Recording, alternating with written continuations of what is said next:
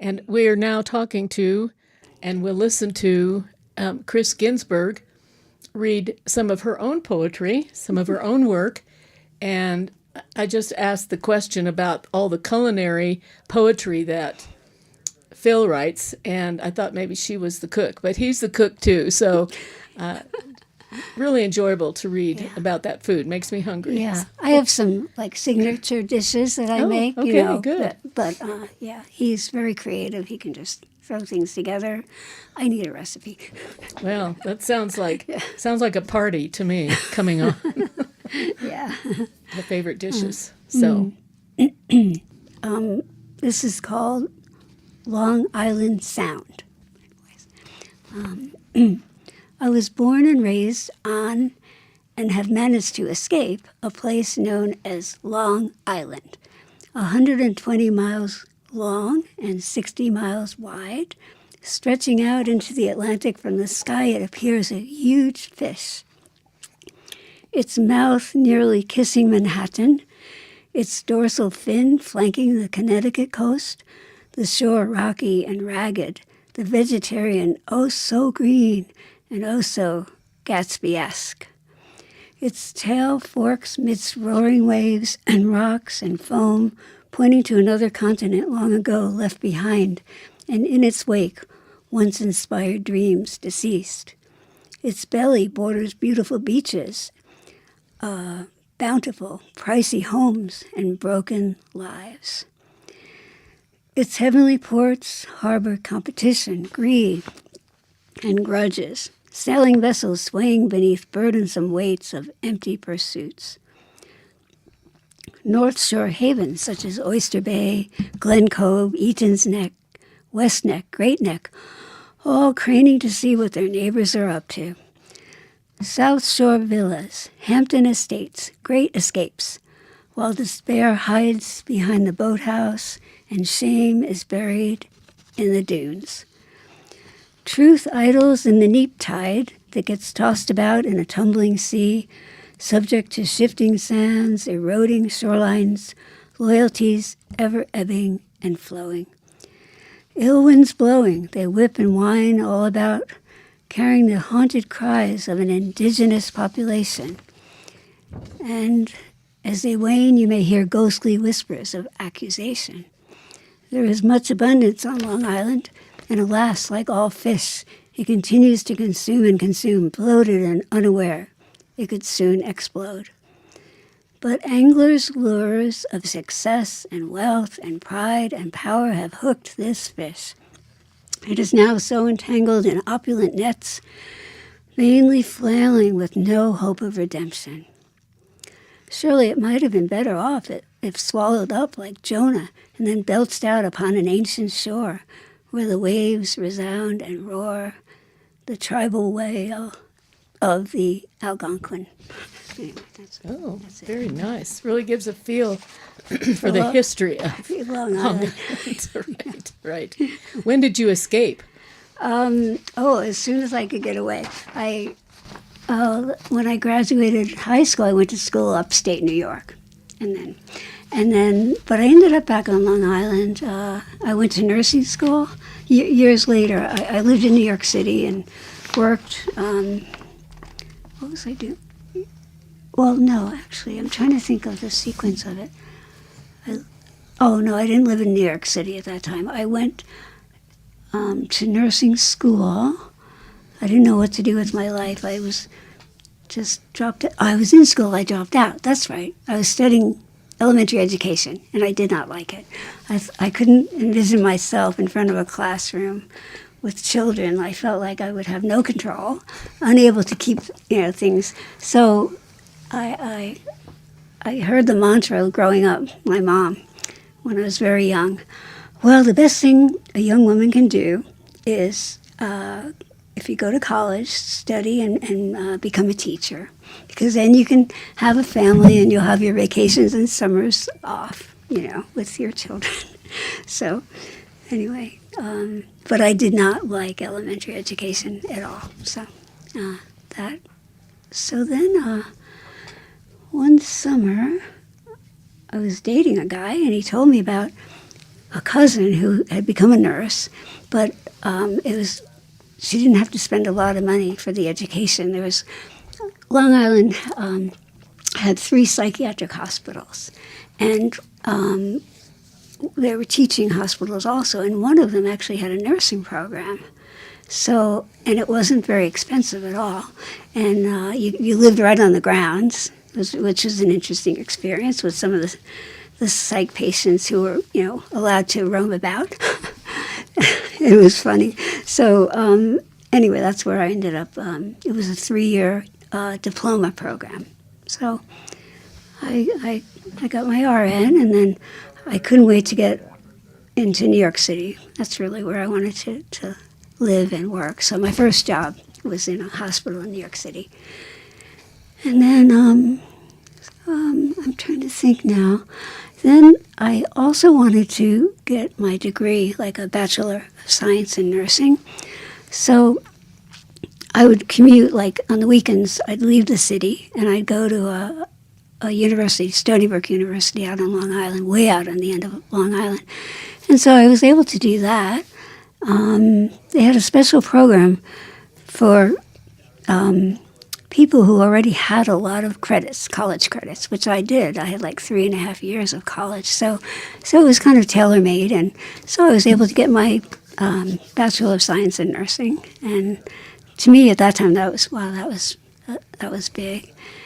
And so I went back to my job. I had been working some weekends, and then what happened then? I'm trying to think. Where in the mix did you meet Phil? Yeah, that's what I'm thinking about. Was that next? Yeah, that's what I'm thinking about now. Let's see. So I was working in the recovery room. I was working strange schedule, and I took care of a woman who was, she had she was very overweight, so overweight that she decided to have the gastric bypass surgery that they were doing back then. It was fairly new. And I remember taking her blood pressure, and it was hard to get the cuff around her arm, and she's flailing about coming out of anesthesia, and it was like I was just kind of, I said, I don't know if I can do this anymore. I'm tired of this. And so this woman was significant in my life later on, because one day on my day off, I was having coffee and I put the TV on to watch some news, and all of a sudden I see this large head, and he's praying. He was like focused in on this. And I go, well, whoa, prayer? What's he praying? I was raised Catholic, so I had some background in prayer, and I said, that's strange, praying over the television waves. And so it grabbed my attention, and I listened to him a little bit, and then he just said, well, everyone out there, I feel like, now's the time to pray. God can heal, and just pray and close your eyes and, ask God for whatever it is you want. So I always had this shoulder problem, and nobody knew what it was. As a kid, I didn't complain much because my parents were stressed with a lot of kids, not a lot of money. And so I never told them about the shoulder. But if I had been leaning on my shoulder, like on the floor, lying down, to get up, I would have stiffness and such pain. I'd have to grab my shoulder and kind of shake it out. So anyway, so this man watching this show said that God was healing something to do with a joint or a shoulder, an arm. He goes, something, but anyway, God's healing you. I didn't think much of it. So, but about a week later, I was on the floor reading something, just leaning again on my left arm, and I went to hold my shoulder to get up. It was just a habit. But then I realized that there was no pain, no stiffness, nothing.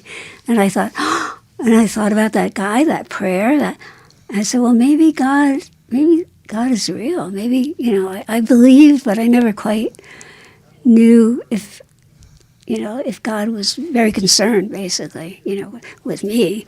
So anyway, that that started a whole thing. I called the 700 Club, and I said that I was looking for a Bible study. And the very lovely woman found out where I lived, and she goes, "Oh, I have somebody you can call, and he might be able to help you find a good Bible study in your neighborhood."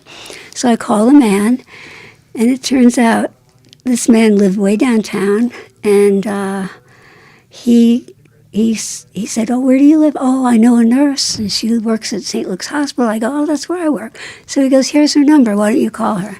But I was really shy, and just calling her was like, "Oh, I don't know if I'm going to do that or not," and I kind of put it off for a while. But I finally called her, and she was, "Oh, come over for dinner." And I thought, to me, that was a shock. Like, with my upbringing, you don't just have somebody over for dinner. So I basically said, "Oh, well, I really can't do that right now, but, maybe someday." And she found out where I worked, and so she shows up at the recovery room where I was working. And she goes, "Hey." And so started talking all about God and the Lord. And so that started this whole journey. And Phil, they were all friends. Where we lived, it was called the Broadmoor, New York City. And it was an old hotel converted into apartments. And so this whole little network of Christians, I should say followers of Jesus, lived in this building. And that's where Phil lived too. So this woman, Miriam, would have me over the house. I was kind of, that's a whole other story about how I decided to follow Jesus. I was very skeptical, and I knew, like, I'd have to give up a lot, I'd have to, like, change my whole life. I'd have to move out of my living situation, and, it was too big for me. So on my lunch hour one day at the hospital, I went, next to St. Luke's Hospital was a little, there was Columbia University, and there was like a little chapel that was connected with the university. It was called Notre Dame Chapel. So I went in there just on my lunch hour. It was dark and quiet and very peaceful. There was like a little grotto and some water, and there were candles. And so I'm sitting there thinking, what am I going to do? I don't know.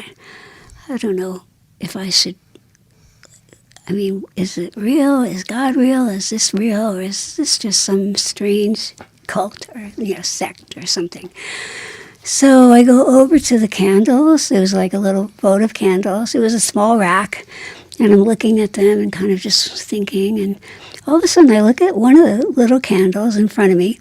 There was hardly any.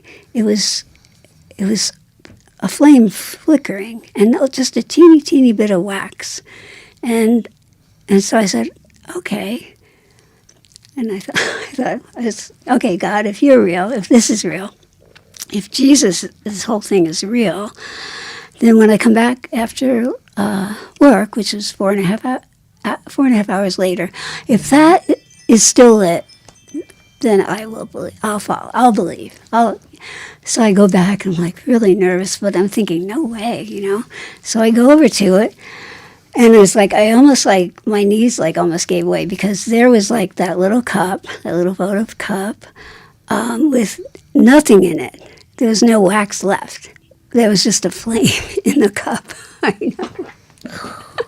I go, oh my gosh. I had to sit down, I said, oh gosh, I made a deal, or I made a promise, or I said, oh, I don't know, But I thought, but this is, if you make a deal with God, or if you have a transaction with God, you must follow through.